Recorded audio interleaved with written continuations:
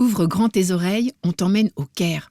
Et pour faire ce voyage, on a choisi Chapka Assurance, car ils sont simples, transparents, réactifs en cas de pépin et surtout ils sont sympas.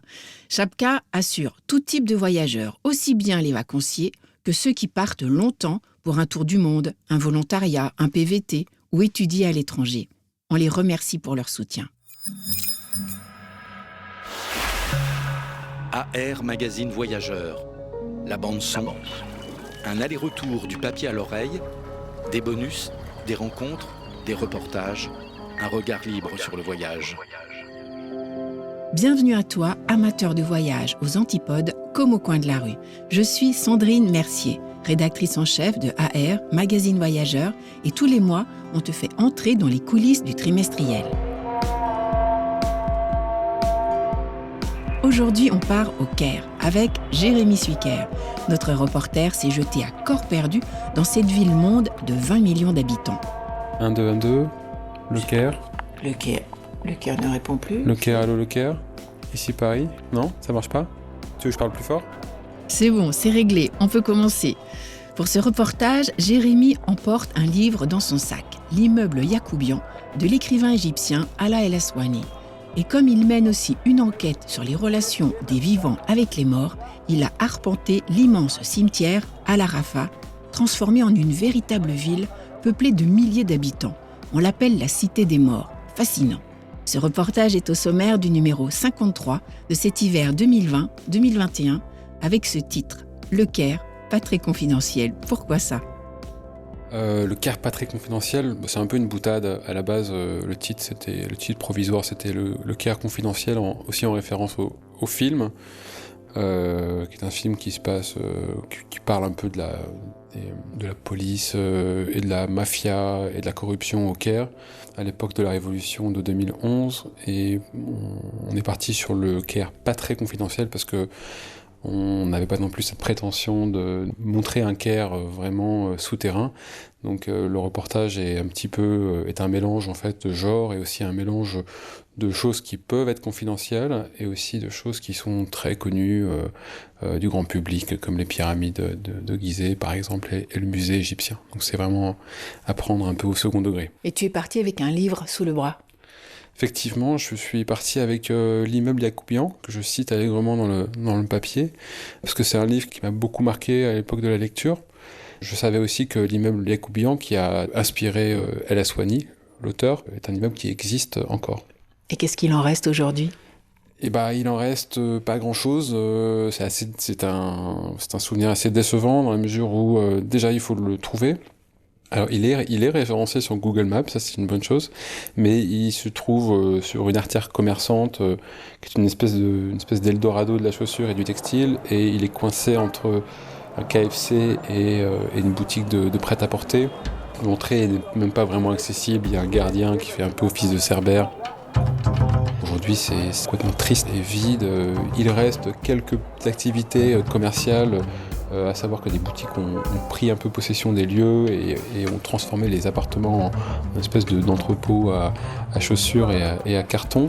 Le dernier étage, il y a d'obscures cliniques médicales ou dentaires. Je n'ai pas bien compris ce que c'était, mais en tout cas c'était en blouse blanche.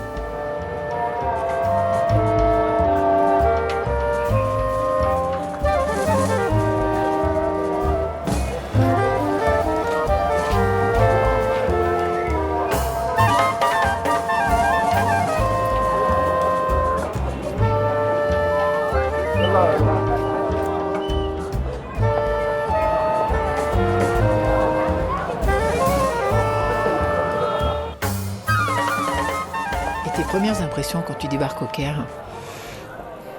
C'est clairement pas une ville qui vous laisse indifférent. Il faut imaginer que c'est une ville de 20 millions d'habitants qui a été un petit peu ravagée aussi par l'urbanisme, ravagée par la circulation. On va savoir que ça a été assez mal fait, donc on est dans une espèce de brouhaha constant. Ils appellent ça les armas. Les armas, c'est un peu c'est le rush hour, c'est l'heure de pointe, c'est là où tout se congestionne et plus rien ne fonctionne. Et on est en même temps dans un endroit où il fait très chaud, où on a la poussière, on a la pollution. Donc on n'est pas agréablement cueilli par le Caire. Il faut s'y faire. Et ça demande un petit peu de temps, mais une fois qu'on est dedans, on est bien. Et dans ton reportage, forcément, tu débouches sur la place Tahrir, en souvenir de cette révolution de février 2011 déjà. Effectivement, la place Tahrir, c'est un des endroits immanquables au Caire. C'est aussi le quartier de l'immeuble Yacoubian. Donc ça a été le quartier des Européens, quartier riche, quartier économique, quartier social. Il fallait s'imaginer dans les années 20 et 30, c'était un quartier en effervescence, avec des bars et des restaurants dans tous les sens. Il n'y avait pas cette vague de religion, de religiosité qui a débarqué.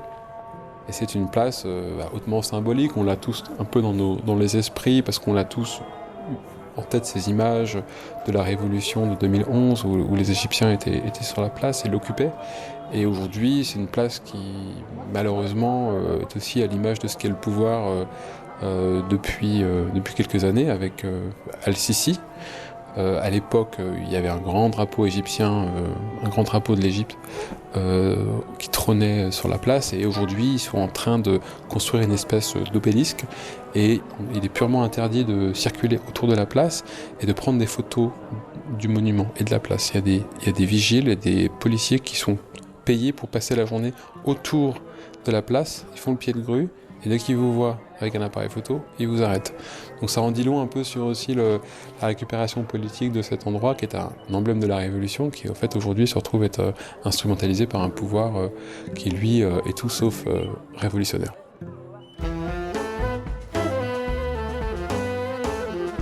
Sur cette place Tahrir, on trouve le fameux musée égyptien, tellement monumental qu'on pourrait y passer une semaine. Il y a le fameux masque d'or de Toutankhamon, la Joconde locale. Bientôt, sa chambre funéraire et plus de 100 000 trésors archéologiques vont déménager dans le nouveau Grand Musée égyptien à Gizeh, dont l'inauguration a été reportée à 2021. En attendant, allons tout de même admirer les pyramides, du haut desquelles 40 siècles nous contemplent. Gizeh, les fameuses pyramides de Gizeh. Moi, je dois reconnaître quelque chose.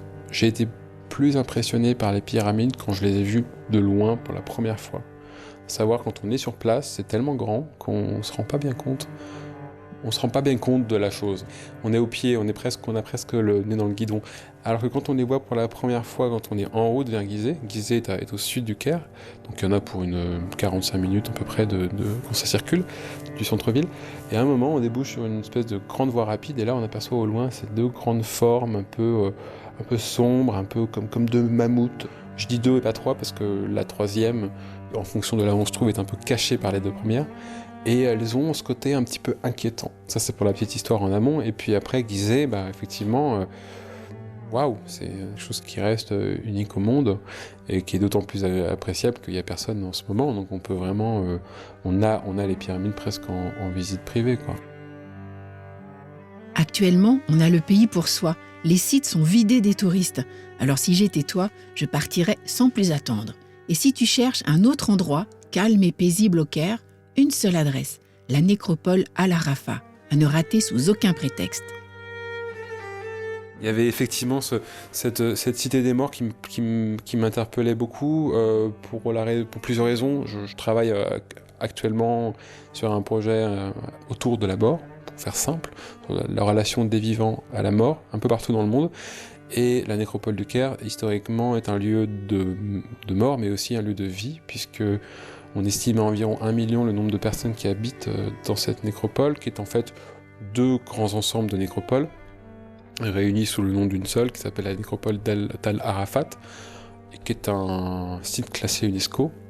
Il faut s'imaginer, effectivement, on n'est pas sur un cimetière classique où on a certes des tombes qui sont entre guillemets des tombes classiques, mais on a aussi ces vieilles tombes qui sont des tombes construites il y a plus de 100 ans, et qui abritent non seulement des caveaux, des mausolées, mais aussi des pièces annexes qui servent de lieu de vie à des gens qui sont en quelque sorte les gardiens de ces tombes, qu'on appelle les tourabis.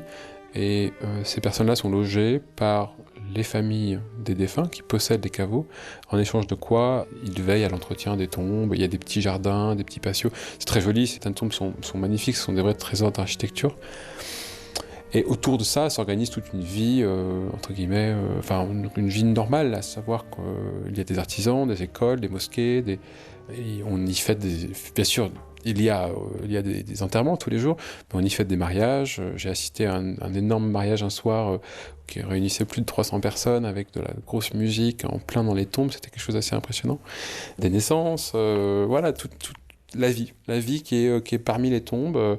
Et on y est bien, c'est un lieu qui est calme, qui échappe un peu au tumulte du reste du centre-ville.